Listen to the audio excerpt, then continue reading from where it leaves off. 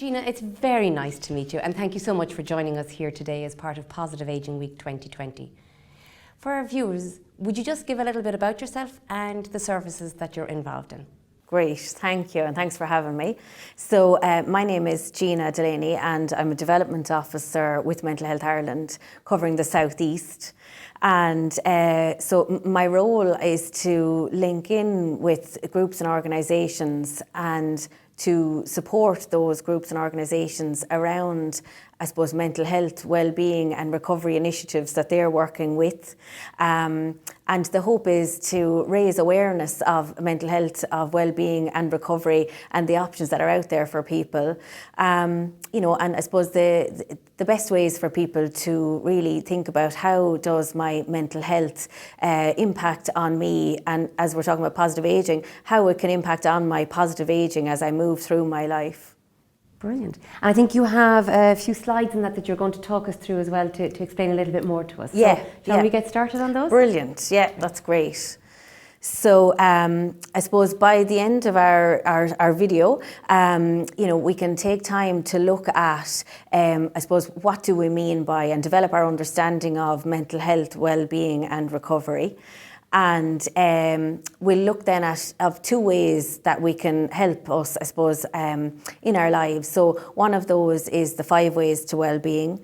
And we can apply those very simply in our life. They're very practical and simple steps that we can take, especially, I suppose, now as we find ourselves going through challenging times. And the other then is around CHIME, it's called. So CHIME is a way of supporting our recovery as we go through life challenges. And I suppose as we get older in life, we come across more of life's challenges because that's the nature of living, you know, that more things, I suppose, present themselves to us and we have to cope with them as best we can. So CHIME is a way of looking at that, I suppose, and I've kind of taken on board where we're at with things and supporting our recovery and well-being as well. So, yeah. So, yeah, as we take a look then through the slides as we'll show them. So Mental Health Ireland, I suppose just to give a little bit of background on Mental Health Ireland as well. I absolutely love working with Mental Health Ireland. It's such a positive organisation to work with, and I feel, I suppose, very lucky because I can bring my lived experience as well to my role. So I was born, as all of us, with mental health. I was born with mental health as well as my physical health, and sometimes, like all of us, my mental health may not be, you know, as well as it could be or that, but usually for kind of good reasons. Like, you know, as I'm going through a challenge, I suppose my mental health will react to that. But then there are things that I can put in place to, I suppose, to help my mental health and that. So Mental Health Ireland, I suppose, is a great organisation in that it really helps to promote and highlight the different things that we can do for ourselves and that for our own mental health, and other ways that we can, I suppose, access organisations and services that can help us, you know, during difficult times. So that's, I suppose, a little bit about Mental Health Ireland. And I suppose if we think about, first of all, when we, I suppose, look at developing our understanding of mental health, if we look at how we consider physical health and mental health, you know. So I suppose as we're doing our video, if people have a pen and paper that they can kind of jot down some ideas, it might be nice. Journaling or reflecting is, you know, a great way, I suppose, to kind of to deepen our understanding of, you know, an issue or that as we're going through it. So if you have a piece of paper and a pen, you can jot down some ideas. So just to think about your understanding of physical health and mental health, and to write down some thoughts and ideas. And some people will often say when we're in a workshop that they feel that, I suppose, that sometimes there is more of a barrier around the mental health side of things, you know, and that it's much easier to talk about your physical health than it is to talk about your mental health. And I suppose that's really the importance of talking about it, because, as I said, we were all born with, you know, both of them. We're born with a body and born with a mind, and we have to look after both of them, you know. So I suppose that's really the holistic view then of, you know, health and that. So there are many different areas of life, I suppose, that impact on us as we move through them. And I suppose it's to take on board all of those areas. And then if we look at, I suppose, you know, each of us will have our own understanding of what mental health is really. But the World Health Organization, you know, has defined it as, I suppose, just having our ability to have a good sense of well-being, you know, to have our own good sense of well-being and a strength within us to help us to move through life. So, and as I said, we have our mental health and we have our physical health. And sometimes, as that expression goes, it's as easy as 1, 2, 3, you know. So it kind of starts with ourselves, and also then when we feel good about ourselves and within ourselves, then it moves on to our relationships, and we can, you know, I suppose have better and stronger relationships, and that then, I suppose, gives us a good ability to work with our relationships, work with our communities, and to feel good about ourselves as we do that. So. And when we think about, you know, why is it important, I suppose, during these particular times to look after our mental health and that. So I suppose we're all under much more stress at the moment.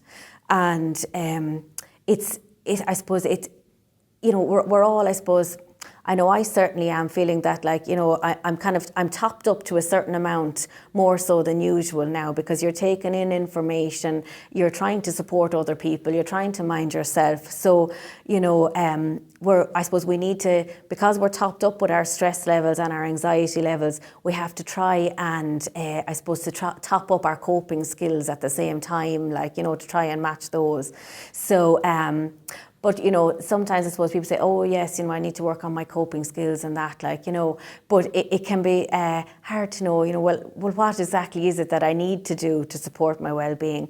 So the good news is that I have a tool that we can use, and it's called the 5 Ways to Well-being, and it'll support our as we look at how do we cope and build on our coping skills. So the next, I suppose the next piece then is we're going to watch a little video. So there's a video called The 5 Ways to Wellbeing, and it's a great way just to, I suppose, it's a short video, that's the good news, it's a short video, and it puts a nice little understanding on the 5 Ways to Wellbeing. And when you've watched the video, then I can just talk us through those.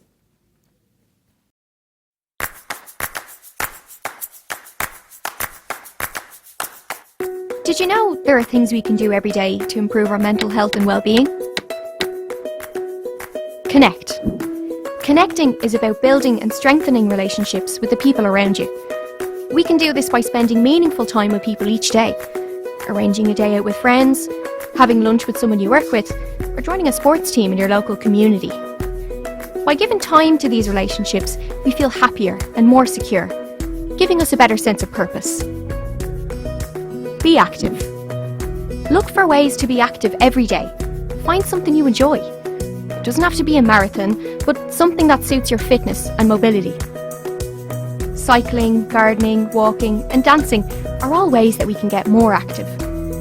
Being active every day causes changes in our brain, which can positively affect our mood. Take notice. To take notice is to be present in the here and now. Pay attention to the world around you. Nature, people, your thoughts and feelings. Becoming more aware of the present moment can help us enjoy the world around us and understand ourselves better. Keep learning. Keep learning is about learning new skills and information about topics that interest us.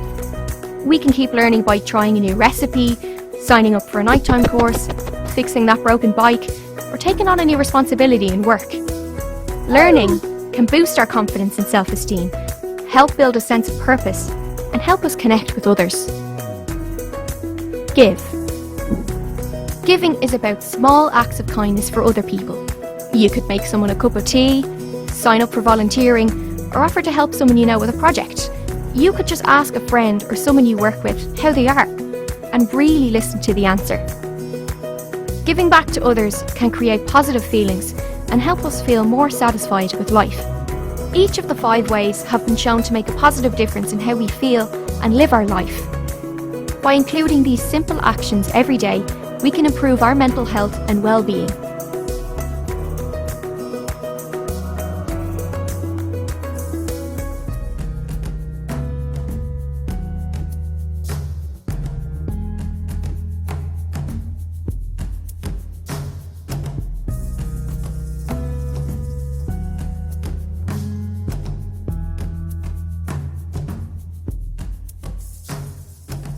So from the video, you'll have seen that there are 5 ways to well-being, and these are evidence-based ways of, I suppose, simple and practical and effective ways of minding our mental health and our well-being. So they're evidence-based, as I said. Some people love being evidence-based. They think, oh great, evidence-based, I'll use that. And some people think, I don't really mind, evidence-based doesn't really mean anything to me. But I suppose the good thing about something being evidence-based is that it's more than just one person's opinion. It's actually founded in research of many people and what benefited many people. So many people found that there were 5 ways that helped them to, I suppose, build on their well-being and that in their lives. So the first one then is connect. And I suppose I'm pulling on another example. I was sitting out in my garden just the other day, and I had picked up the phone to a friend, and I had a lovely conversation with her. Can't even remember what we were talking about because really it didn't matter. Just afterwards I felt that having had the conversation, I just felt really just kind of uplifted and much better in myself. And I thought for a minute, and I was like, wait now, about a half an hour ago, I was kind of feeling a little bit down in the dumps. Can't even remember what I was feeling down in the dumps about, but that's how I was feeling. And now I'm feeling great. What's after changing? And then I said, I connected, I connected with somebody else. And it just, I suppose, distracted me from whatever was going on, the pressures of life or whatever it was. So it distracted me from what was going on, and it gave me, I suppose, uplifted me because I got to hear something that she was, going through in her life, and it was a funny story that she was telling me. So we had a little giggle and that, so. That's, I suppose, just an example of how connecting, can have that. And it's just a simple example. And we'll all be able to think of our own examples, of connecting. So usually, I suppose, when we think about connecting, we think about connecting outwards, and with other people and that, and that is really important, that we do connect with other people. But also, it's really important to connect inwards. And sometimes we forget that, to see, well, how am I doing right now? And what's important to me right now? And, is there something that I need to do? Because, listening to kind of, I suppose, our feelings are amazing things. They tell us that we need to do something.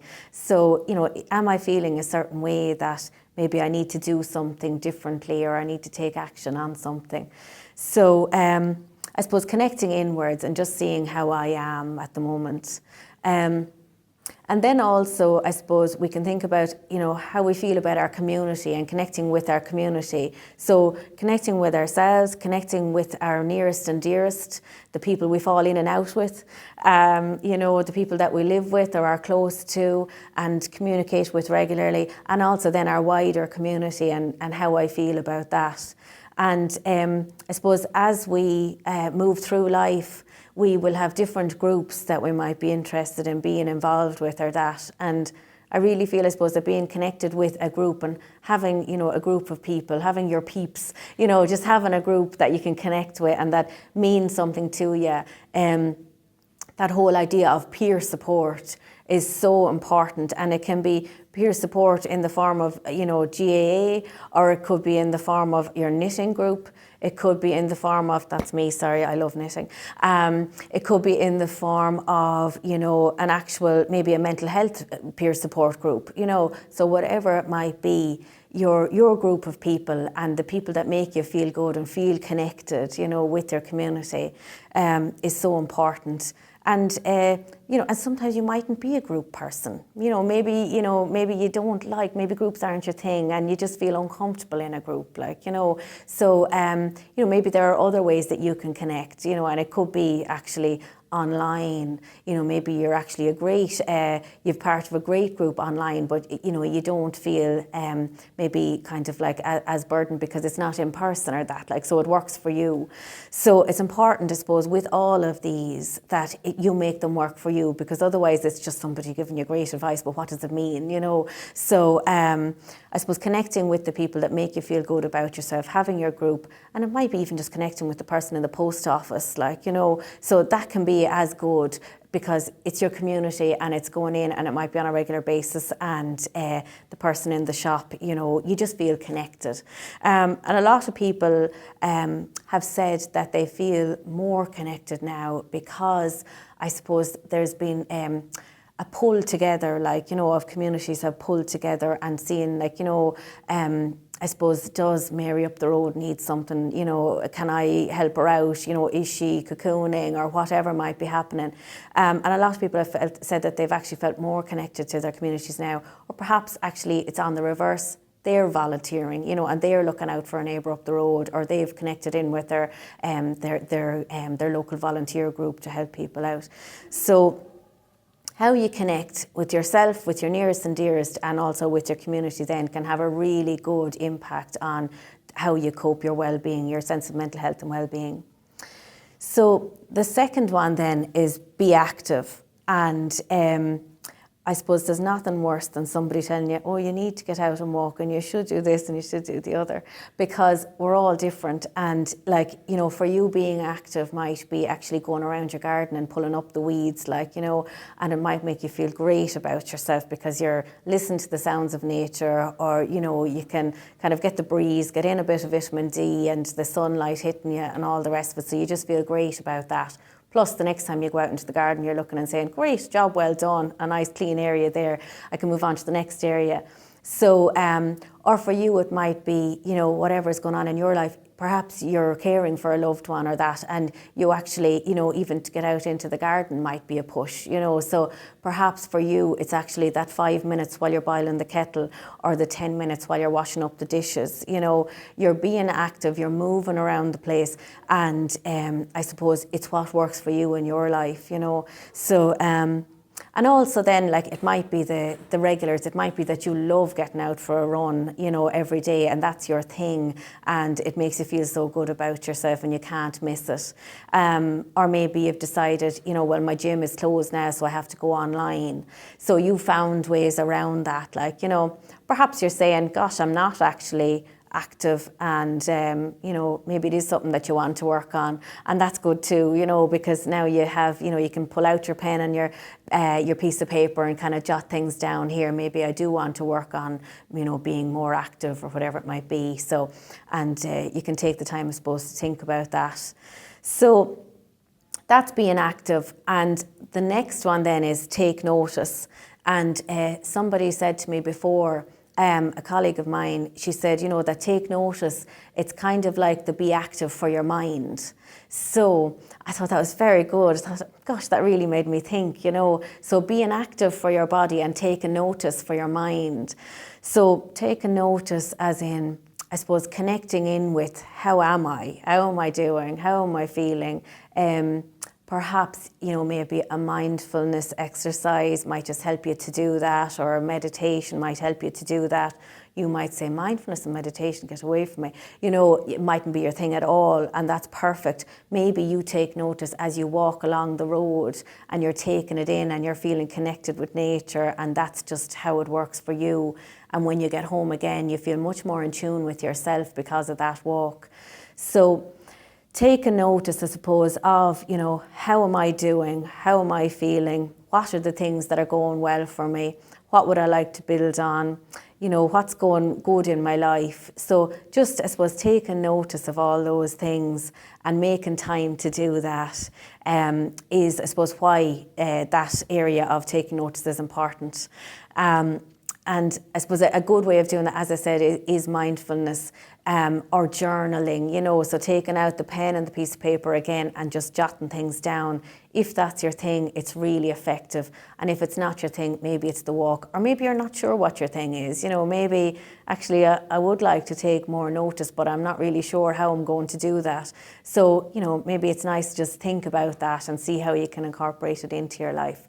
So that's connect, be active, take notice. And then we have keep learning.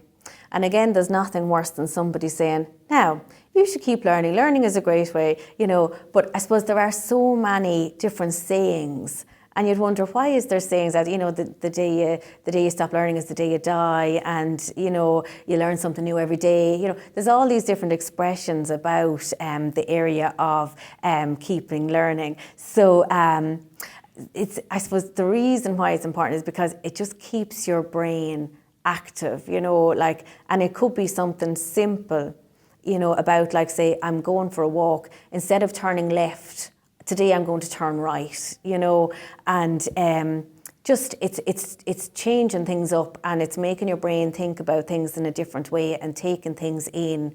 It might be, I'm going to cook a different recipe this week. I'm going to pick a new recipe. I'm going to pull out one of those cookbooks. I don't know, maybe you're like me, you have 20 and they're all in the press.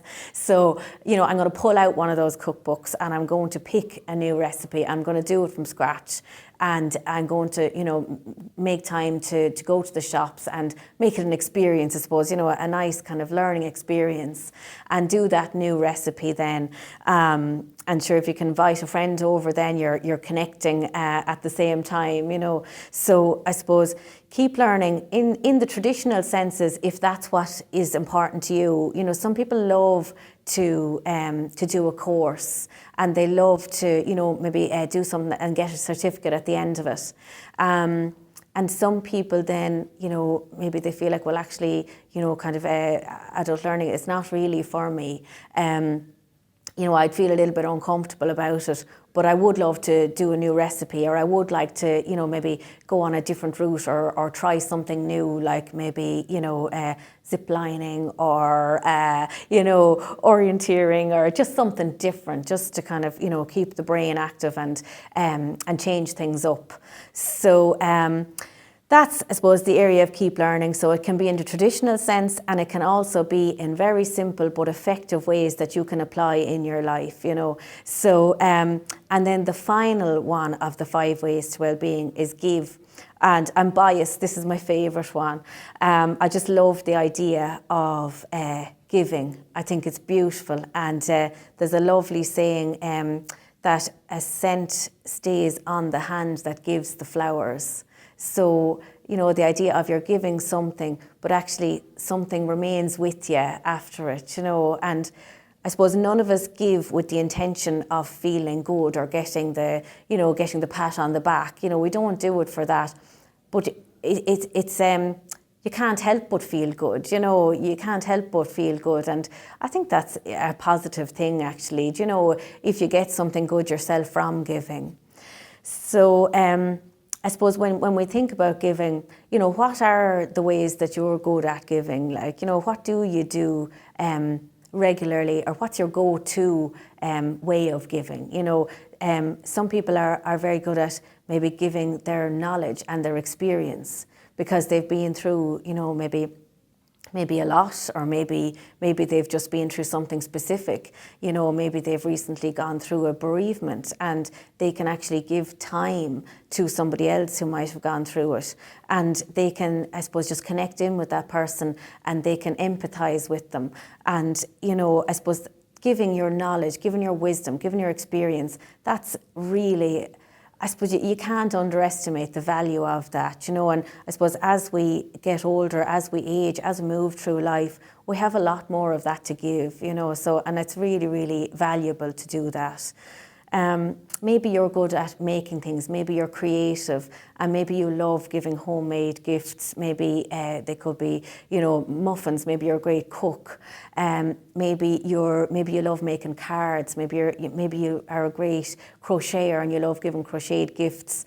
And I suppose that's me, I love crocheting as well. So, but maybe, when you give something, like I love when I give something and I know that the person appreciates it all the more because I've taken the time to actually make that for them, And then maybe you're good at, perhaps maybe you never forget a birthday. Maybe you have your birthday planner and you always just remember different people's birthdays and that's your thing, and that's a beautiful thing to give as well. I suppose to give people the knowledge that you've thought about them, So we all give in different ways, and whatever way you give, it's a beautiful way of doing it. Some people are great at volunteering and they will give their time that way. They'll volunteer their time, and volunteering is a great way of giving. And I know myself, I love volunteering, and it's a cliche that you get back more than you give, but you really do, because you get back more. You get back support, you get back training, and I suppose you get back that sense of camaraderie from other people that you're volunteering with as well. So that's, I suppose, the 5 ways to well-being, and they're very, as I said, they're simple but effective ways of looking after your well-being. And I know that you're listening to this or watching this and you're saying, I do that, I do that. I do, maybe I do go for my walk, or I do that. And that's brilliant if you're saying that, because it means that these are practical ways of putting, into practice in our lives. And maybe you could say, well, actually, I don't need to work on that area so much, but I would like to work on, maybe connecting. Maybe I haven't been able to connect so much at the moment, because of everything that's going on, or whatever it might be that's going on for your life. It doesn't have to necessarily be a pandemic. It can be just different things that are going on in your life. So wherever you're at in life, I suppose, just to think about those 5 ways to well-being, and what are the practical and simple steps that you can take. If you were to pick one of those, what would you like to do? So, and we can just reflect on 2 questions then as well. So why is I suppose the 5 ways to well-being important during COVID-19? So why is it important? And then how do we incorporate more of these actions into our lives? So if you want to think on those, and you can take out your pen and your piece of paper and just think about those, or think about them in your own time, or maybe you're not, a journaler, so maybe you'd like to think about them as you go for your walk later on. That's our 5 ways to well-being, and I suppose it's really important to think about recovery and mental health as well as well-being. So when we think about mental health, I suppose there's the well-being side of it. So we're building on our mental health and on our coping skills and our abilities all the time. But there are also times where we'll need to recover from something. So, if something difficult, we've mentioned a bereavement, perhaps you've gone through a bereavement and now you need to, I suppose specifically work on that, and that you need to recover from the effects of that. We're all, I suppose, trying to recover from the effects as we move through it of a pandemic, so we have that collective recovery experience. So I suppose to think about, in your own life, what are the things that you're recovering from? And I suppose a way of working through that is to look at Chime. So I mentioned Chime. So we have a video, and we can play that video for you, and it'll just explain a little bit about recovery and mental health, and also it'll introduce the idea of Chime. And we can think a little bit more about that after our video. In Ireland, the Health Service Executive Mental Health Services vision is that recovery is a reality for all. So what does that actually mean? Well, anyone can experience mental health challenges. The good thing is people can and do recover. So how does a serious mental health challenge affect a person? Well, it may impact on their ability to carry out normal everyday tasks. It may be difficult to form or maintain relationships, find or hold down a job, make friends, and be part of the community. It can be a very lonely place, as they may have experiences that others just don't understand. So what is mental health recovery? First of all, it's personal. Recovery is as unique as you are. It's about living a good life with or without symptoms. It's about what you can do, not what you can't. It can be a journey for some and a destination for others. And it's not always easy, but with the right supports, recovery is real. Evidence suggests that recovery is best supported by 5 things. Just remember the word CHIME. C stands for connections, having good relationships with other people. H is for hope and the belief that you can recover. I is for identity, having a positive sense of yourself. M represents finding your own meaning and purpose in life. Finally, E is for empowerment, focusing on your strengths and having control over your life. That's CHIME.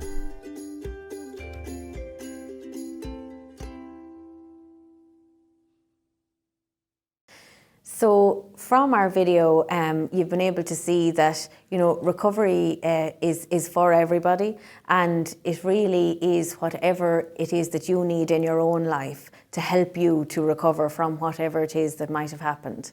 So if it's, I suppose, as I said, we all have a shared experience of, moving through a pandemic. So that's something that we're all collectively experiencing.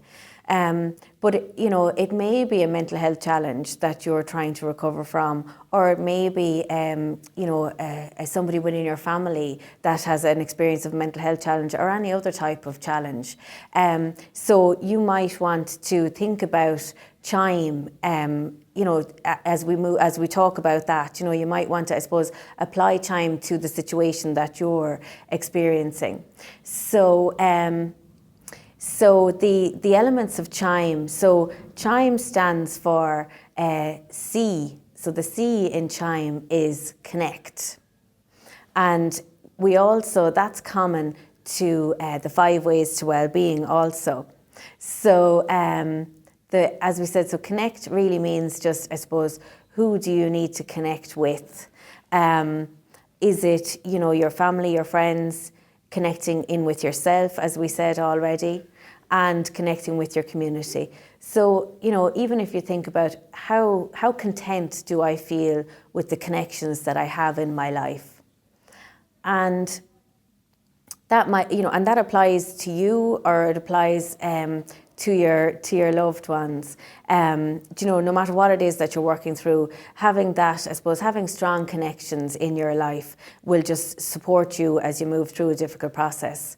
If you have your pen and your piece of paper, you could even just jot down some ideas on the area of connections, that you might want to work on yourself, or do it later on, whatever works best. So the H then in CHIME stands for hope. Hope, I suppose, it means a lot to me personally. I'm sure each and every one of us will have our own, I suppose, meanings attached to these processes. But when I think about hope, sadly, I think about a time when I lost hope, when I felt that I didn't have hope anymore.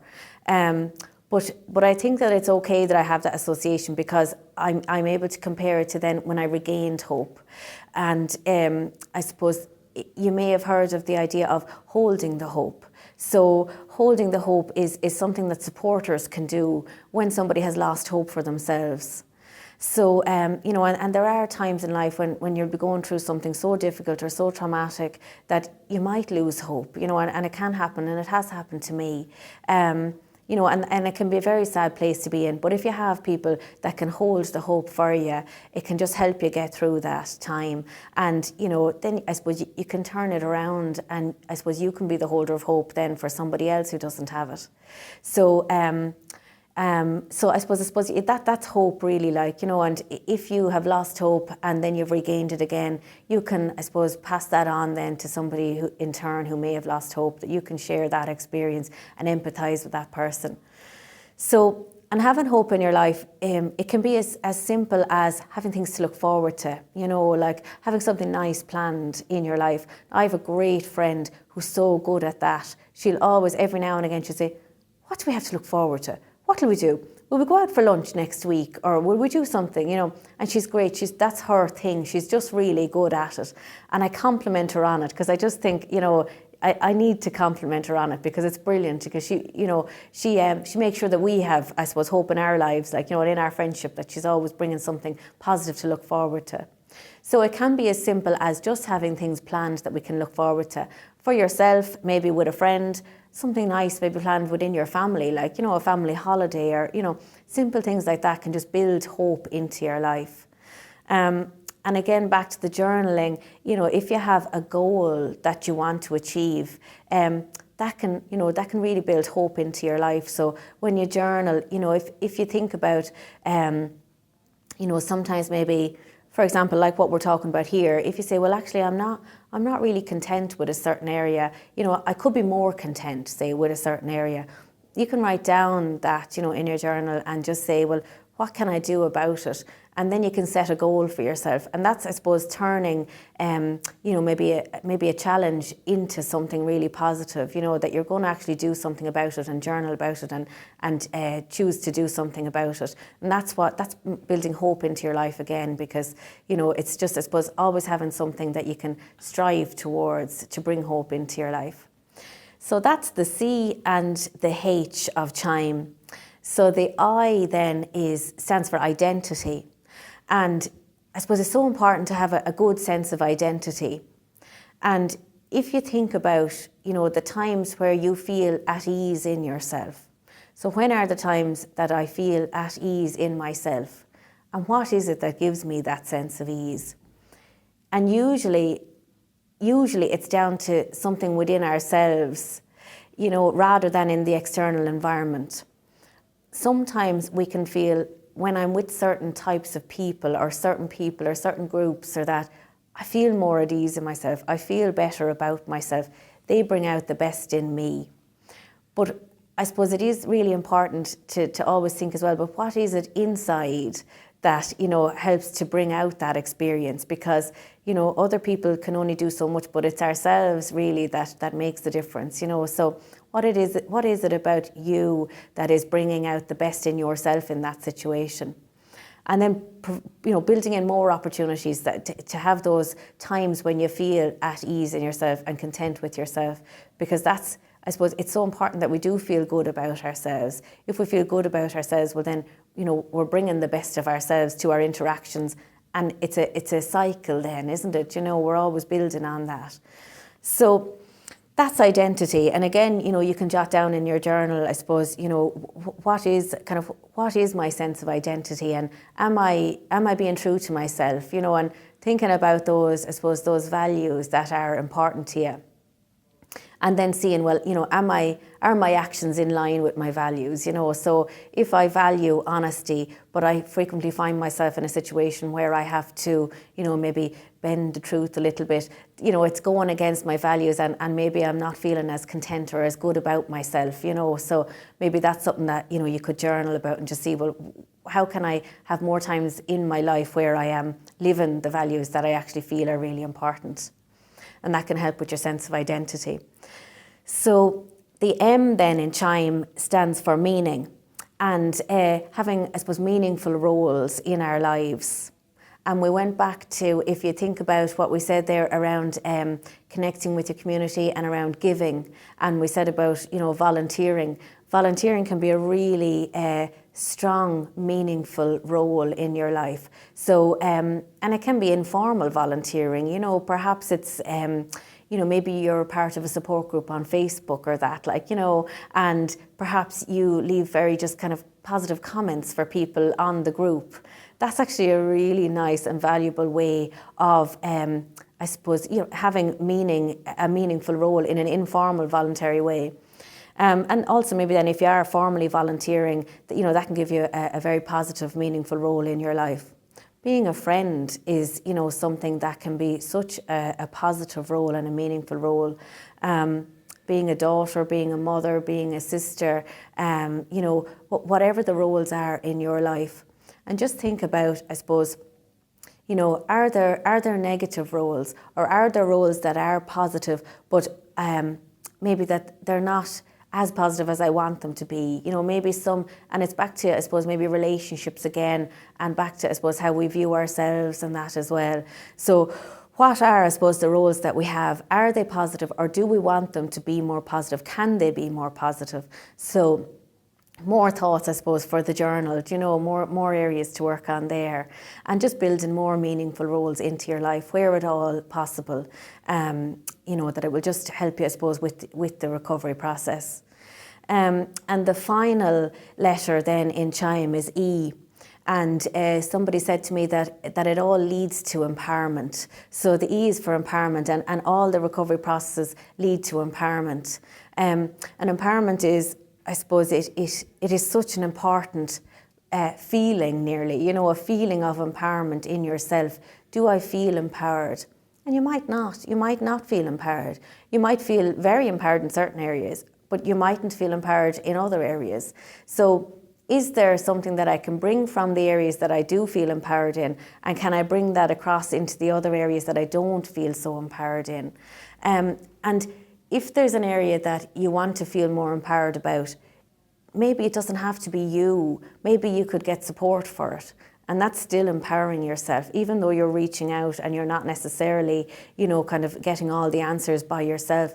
You can still reach out and get support and empower yourself by reaching out and getting support for that. So empowerment then, I suppose, empowerment, seeking support if you need support, being able to stand up for yourself, self-advocacy is part of that, being able to use your voice, find your voice and use your voice. And I suppose thinking about the times where you need to use your voice, and I suppose trying to build on those strengths that you need so that you can use your voice when you need it.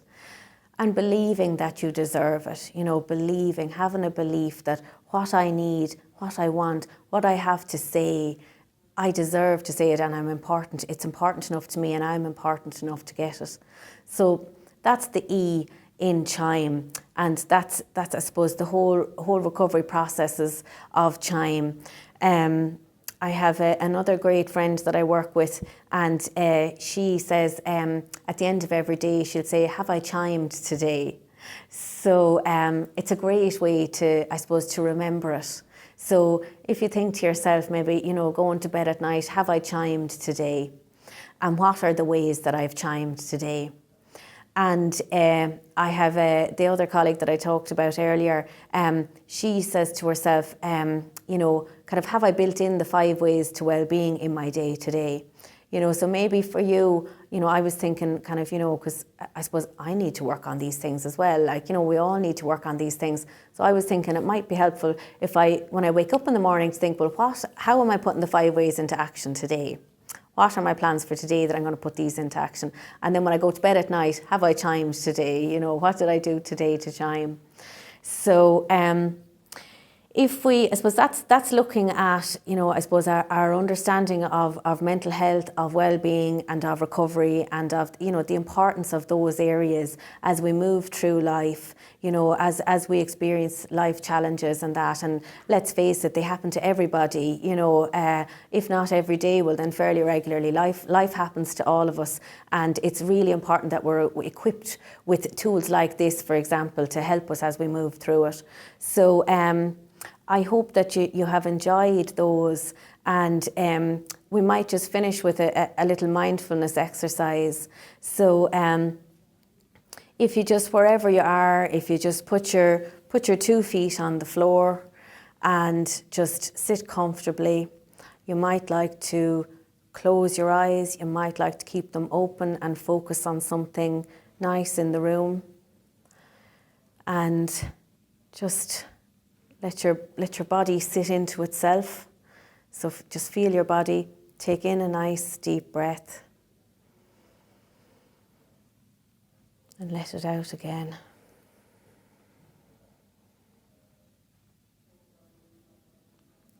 And just feel the sensations.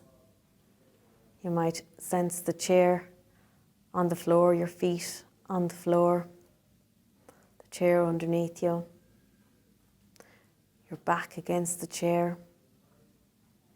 Maybe you're leaning one way more than the other way, and that's fine.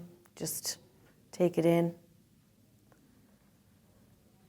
And any sensations that you have, the sounds that you can hear, and just accepting them for what they are, not needing to change them. Taking in another breath and out again. Just a sense of acceptance in yourself then. So thank you for taking the time to learn more about, I suppose, mental health, well-being and recovery, and take care, everybody. Gina, thank you very much. That was a wonderful talk. Thank you so much. We learned so much from you today.